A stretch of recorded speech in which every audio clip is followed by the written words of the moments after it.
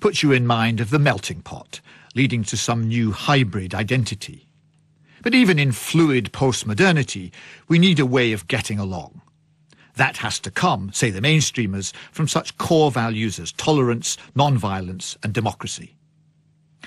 Leicester's majority, as elsewhere, is neither Muslim nor Christian, but largely non-believing, secular, and usually silent. Integration might require putting less emphasis on religious faith. The Lord Mayor of the city, Councillor Colin Hall, wants to get religion out of public life and has dispensed with prayers before council meetings. In the area which I represent, in New Parks, the proportion of the population who identify actively with faith groups is actually quite low. And so you would say most Leicester people are secular? I think they don't identify with or actively practice a particular faith. But if you look at sort of policy, particularly policy under the previous Labour government, policy under the present government, faith schools have been pushed. I mean, how do we interpret that? Under the previous government, the last two Prime Ministers felt that faith was important to them, and they're perhaps a bit more susceptible than the party as a whole or the country as a whole to the arguments that some of the faith groups were putting forward. Faith schools may tend to crystallise difference. Serving the wishes of parents, priests and imams can lessen the chances of integration. The Cameron government wants free schools and, so he said in a recent speech, maximal choice for parents. Many are likely to be faith-based. But schools are where integration should happen, says Houriya Ahmed. Her gold standard for education is non-religious. I personally strongly believe that in order to build a sort of cohesive society, I disagree with the introduction of faith schools. We need to have completely secular education that encourages students, young people, to just mix with people of different faiths, of different backgrounds, or no faiths, for example. And there you have a recommendation for the government. A muscular approach surely demands busing, planned integration, deliberate mixing. It doesn't sound likely under this or any other government. That's partly because the English school system has always been multicultural, based on state support for religious affiliation. All that makes it difficult to advocate a new kind of cultural uniformity, argues Conor Gearty, himself formerly the governor of a state-funded Catholic school. We've arranged ourselves legally to ensure that certain faiths can have separate schools with entirely separate state-funded provision of education. If we deny this to new Britons, if we take a view that we believe in an end to this kind of separate existence, but not so far as we're concerned, so far as only they're concerned, we need to explain why it's good enough for us, for the Jewish, for the Catholics, for the Anglicans, but not good enough for the Islamic people. We need to explain why we're perfectly happy to meet only people like ourselves in our own lives, but not happy that they should engage with their own community. The government, to be fair, seems to recognise the problem. The line from Michael Gove, the Education Secretary, who didn't want to be interviewed for this programme, is that parents can choose, and schools can be free, but they have to be inclusive, and extremist views won't be tolerated in their classrooms. How that's to be policed isn't clear. Too much prescription, for example, of a more British curriculum in history, and you'd wonder where the new freedom lay. Labour isn't any clearer. Separate schools, yes, but not separatism, says the former Community Secretary, Hazel Blears. You've got to be vigilant, you've got to have a proper curriculum, you've got to make sure that the people who are teaching are the kind of people that you would want to be teaching young, impressionable students. Of course you do. But that doesn't mean that I will say, all faith schools are somehow driven to be exclusive and intolerant, because that absolutely is not the case. But you do have to be vigilant. You have to make sure not just the mainstream schools, but the outside of school activities that go on are not peddling messages of extremism and division. And I think it's government's responsibility to ensure that that's not the case. Which is to state the problem and remind us the present government's anxiety isn't new. Remember Gordon Brown's abortive attempts to ramp up our collective sense of Britishness. Hazel Blears says she wants schools to inculcate a sense of belonging among potential recruits to the English Defence League, the EDL, as well as young Muslims. The wider goal is better balanced political involvement. I think that our democracy in Britain actually is still quite fragile. And if you look at our political class, in many ways it's very narrow. It's not necessarily representative of people leading their lives in the country. And the more you strengthen democracy, the less you get people turning to some extreme areas, whether that's the far right and the EDL or whether it's the Islamist extremism, whatever it is, if they feel that their democracy is alive and well, then you've got a better chance of bringing people together. That's an articulation of faith, perhaps even assertion of a fundamentalist belief. It says talking together, mutually adjusting in democratic political institutions is the only way to live together. In most conversations, you have to give as well as take. The new government line is, be very careful about whom you talk to. You need a clear idea of who's acceptable, says Paul Goodman of the Conservative Home website. Government's got to find ways of getting civil servants or the security services to talk to almost everyone. But if you've got a situation in which there's a group that wants to plant a bomb, and there's another group of people, some interest, who come to you and say, we can stop this, but we have our terms. And our terms are that we'll go to them and say that living in a Western society is bad, that the way Western societies have freedom for women is bad, their attitude to Jews is wrong, that you shouldn't mix in society, and that you should use violence, but only when we tell you to, only when the people who are funding us, only when our religious advisors give you permission. I think that's a very dangerous bargain for government to strike. And in a few cases, I suspect that's happened. But can you really pick and choose?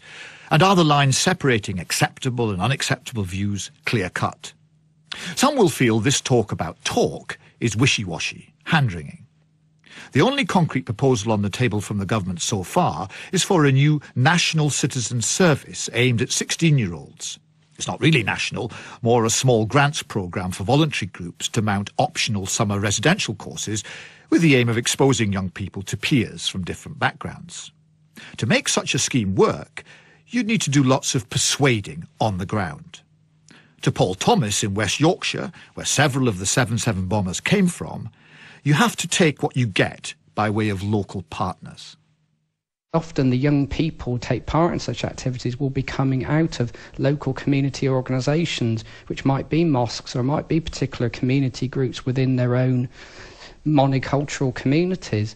And that's another reason why saying we want nothing to do with certain groups in certain communities might be counterproductive, because it might be those community groups that are actually the stepping stone for young people to get involved in more positive cross-community activity. In other words, to make this work, you would have to talk to imams, you'd have to talk to people in local communities, people who hold views which you might find objectionable, but nonetheless they are key actors in making any kind of engagement work.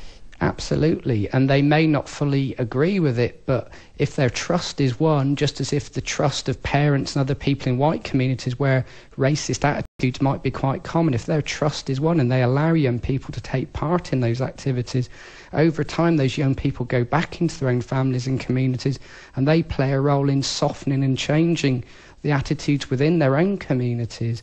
This is a long-term process of change. This could sound naive. The proposed National Citizen Service is a long way from a compulsory mixing scheme. Didn't it used to be called National Service, for men at least?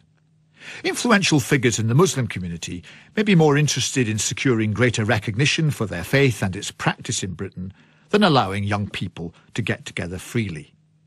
In Leicester, Suleiman Nagdi has published guidelines for the local NHS on what to do when Muslim patients die. They include avoiding contact between the dead body and menstruating women doctors and nurses.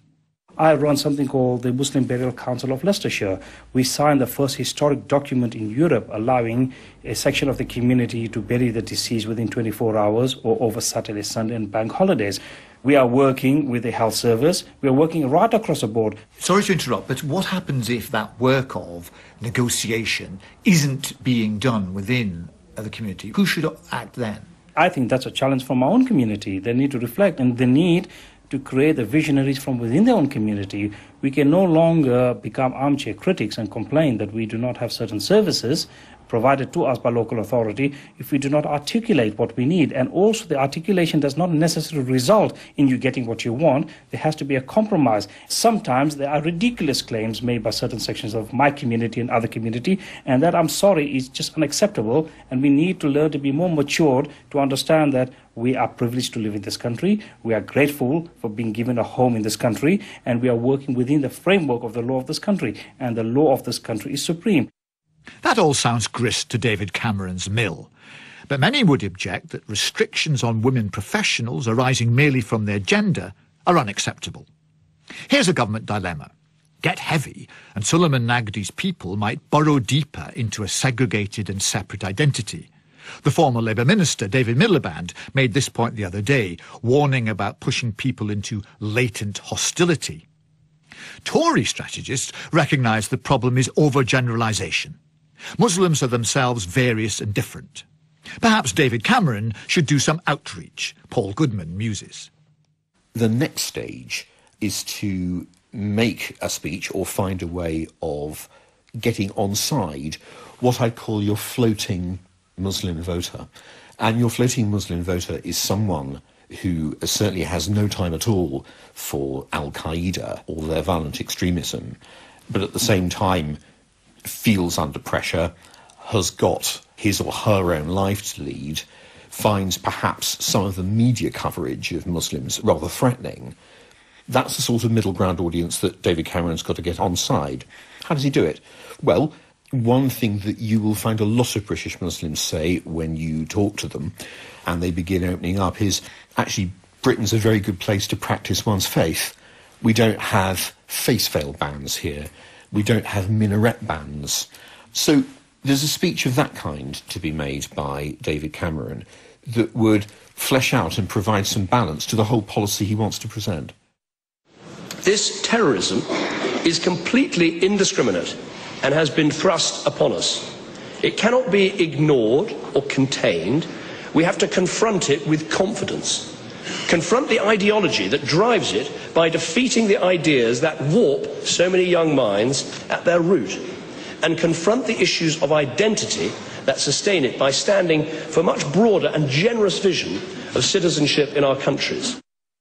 In his Munich speech, the Prime Minister's emphasis was on the security threat. He calls it urgent. But what if constructing a British identity for the 21st century is necessarily going to be a subtle, local and long-term business, creating spaces for conversation, bringing divergent viewpoints together? Maybe, in those settings, muscular compromise is more fitting. It would certainly sound very different from the muscular assertiveness David Cameron is talking up, the detailed content of which we now await. That was Analysis with David Walker. The producer was Chris Bowlby.